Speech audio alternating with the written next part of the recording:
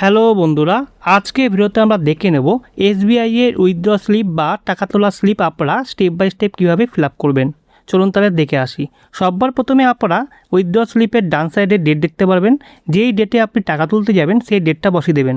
তারপর চলে আসবেন উইথ পাসবুকের জায়গায়, এখানে আপনারা টিক মার্ক দেবেন। যেদিনকার আপনি টাকা তুলতে যাবেন সেদিনকার এই স্লিপের সঙ্গে আপনার পাসবুকটা কিন্তু সাথে করে নিয়ে যেতে হবে।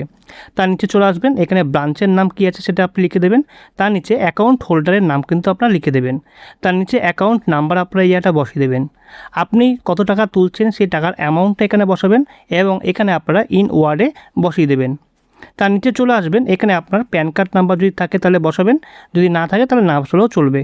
তার নিচে চলে আসবেন, এখানে মোবাইল নাম্বার আপনার বসিয়ে দেবেন অ্যাকাউন্ট হোল্ডারের, এবং তার নিচে চলে আসবেন, এখানে দেখতে পারবেন সিগনেচার। এখানে অ্যাকাউন্ট হোল্ডারই সিগনেচার করবেন। যদি সিগনেচার না করতে পারেন তাহলে এখানে টিপ সই দেবেন, এবং যখন ব্যাঙ্ক কাউন্টারে আপনি জমা করবেন পেছন সাইডে কিন্তু একটা সই করে দেবেন। সই না করতে বলেন টিপ সই দেবেন। আজকে ভিডিও এই পর্যন্ত। ভিডিওটি ভালো লাগলে লাইক ও সাবস্ক্রাইব করবেন। কিছু জানাবার থাকলে আপনারা কমেন্ট বক্সে আমাকে জানাতে পারেন।